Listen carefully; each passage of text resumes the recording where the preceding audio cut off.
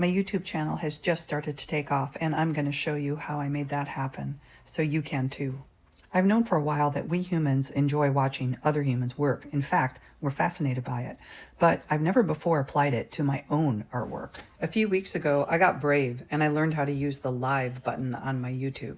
I didn't get too many viewers the first few times, but I actually got more viewers than I was getting on my regular videos, so it encouraged me to go forward. I use an Apple Pencil with my iPad and the Adobe Fresco program to do my live demos. One of the advantages of using the Adobe Fresco program is that it records everything that I draw, and I can make a video on the spot. Actually, I can do it while I'm on a live broadcast. This recording works great to show people the progression of a drawing if they haven't seen it from the beginning. It also lends some authenticity to what I'm doing because I have a record that shows I started from scratch, and it usually shows a lot of my mistakes and missteps along the way. But of course, I don't just do a screen capture and share that on my lives. I'm actually drawing, and I have my camera set up over the top of my hand drawing on the iPad. And I think that that goes back to that idea I said in the beginning, that people enjoy watching someone else work. And watching the progression of a drawing with my hand in there makes it feel like there's a human. It's not just a computer doing it. And the other thing that I think is important is that it's soothing. It's just soothing because it's slow and it takes a long time, and people can relax and just let the drawing happen right in front of their eyes.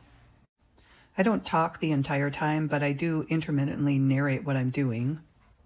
I'll describe how I'm using the Apple Pencil with the different brushes in the program. I'll also describe how I work my layers and how I try to minimize my layers. And I can't help but often talk about cultural influences on art and historical influences on art as I'm creating my drawings.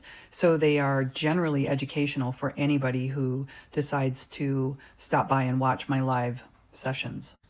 Often what I'm drawing lends itself well to be a line drawing for my coloring page on my website.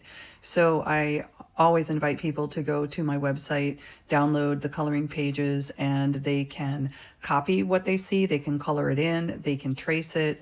Anything that I can do to help people learn how to draw a little bit better through just letting them copy my own stuff is fine with me, because I really am just here to encourage others. So what exactly do I mean by my YouTube channel has started to take off?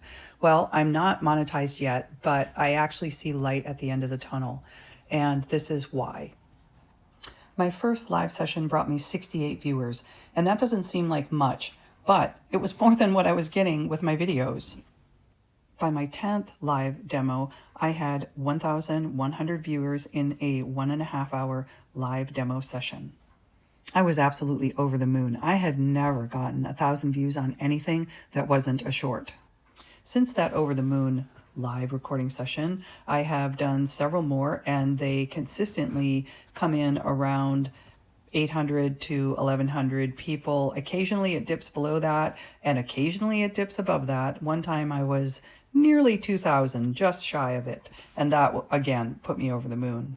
And there's a hidden bonus to doing lives, because now you have a recording, which you again have to make public, which doesn't make sense because wasn't it public when I did the live? It was public, but you have to press the button again after it's been completely processed by YouTube and make it public again. That way people can go back and watch it again if there was something in there they missed or they want to see again.